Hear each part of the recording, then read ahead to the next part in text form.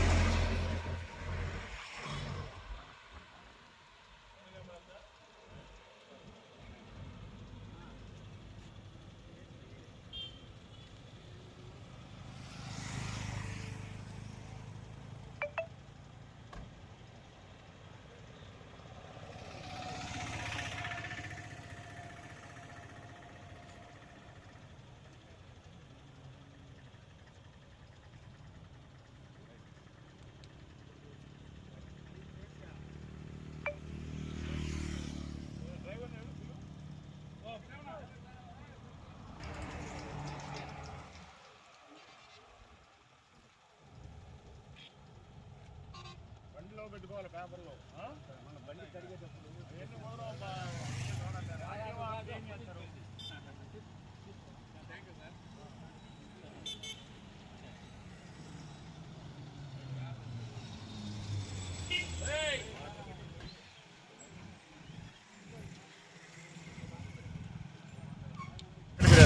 నా పేరు సుబ్బారావు.